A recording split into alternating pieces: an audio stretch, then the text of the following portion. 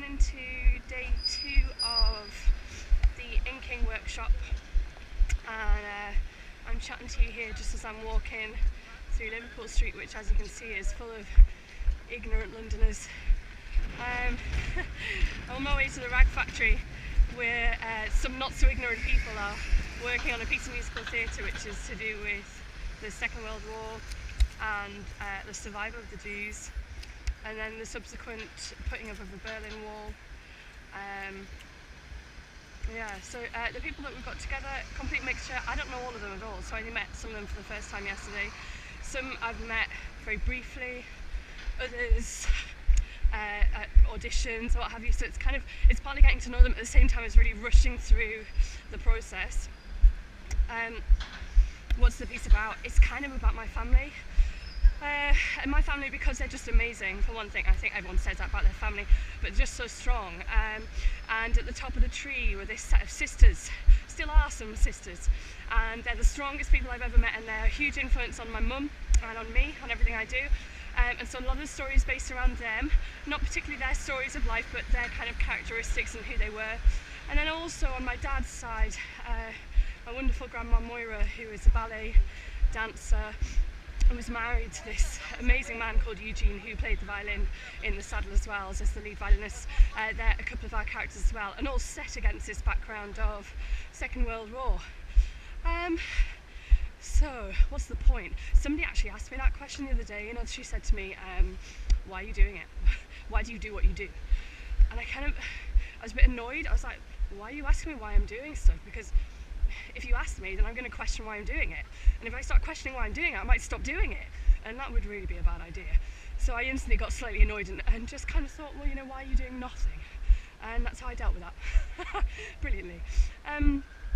Yeah, and I thought, you know, if I'm going to do a vlog of any sort, I kind of wanted to do one in one of the places that just wouldn't, you know, it wouldn't be as it was today if we hadn't won the war. You know, and I think people forget what we're about, and that we're made of stronger stuff. And almost the hardest part of the workshop so far has been getting people to reconnect to how it is to, you know, not have a camera on your head, or not be using earphones, listening to music, to actually be connected to each other, to find out what you would do in a time of struggle if it were to happen again. You know, you wouldn't be able to use Google Maps. You know, it would just all stop. So yeah, it's been about finding that, and the music's hard, I think, but I'm sure they'll be fine. We have 4 days to kind of play with this, so I'm not expecting to see a finished article. What I'm expecting is to find out if the story works, and if the music is good, and if it's been enjoyable doing it, and if, I don't know, if it needs more light, if it needs more humour, if it needs more in the scenes. Well, it definitely needs more character development. And also just getting feedback from those guys who are doing it, because however they find it, it gives me an insight into then how I'm going to put it on when I do it professionally in November. So yeah, I guess that's kind of it. I hope you're enjoying London. I don't know if I am.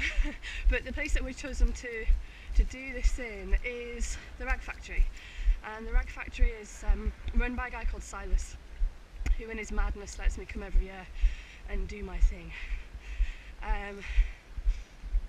Yeah, but he's a good guy, musician, actor. So yesterday when we were workshopping and improvising some little bits and bobs, he was all right with us having Gestapo running out into the toilets and pretending to capture German Jews.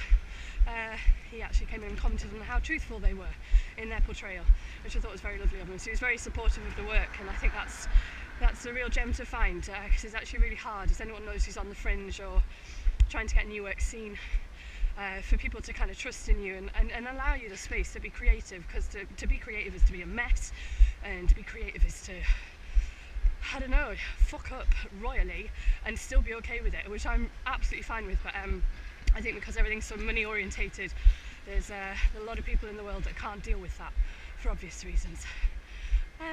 Yeah, so what else to say about this? I don't really know. I think that's it. I just kind of hope it works. Like, I've been working so hard on it. I'm up and coming to this. I've been doing a lot of other projects as well. But this piece, you know, I realised when I stepped into the room on Monday that it's kind of all of me again. I'm in that vulnerable position of just going, oh yeah, here's my heart, oh stand on it. Or, you know, alternatively give it a little cuddle would be nice. And I guess that's what the writing is. It feels even more vulnerable than when I used to get up and perform. It's everything of the inside. And I wouldn't say like they're real feelings, because I don't really understand what feelings are, but there's something that's inside of me that's moving around, and then the next thing you know, they're out, it's out. And it's on paper, and now people are making noises that are the noises that were in my head, and hopefully transforming it from that, because obviously my vision is one-sided, you know, it's my vision. So it's bringing those people to it that makes it something real. Yeah, so I guess this is possibly one of the best moments of my year, doing these workshops. And each time I do something like this, it's different. And the reason I say it's the best part of my year is because even just walking into that space yesterday, I felt like, I don't know, just back to me again.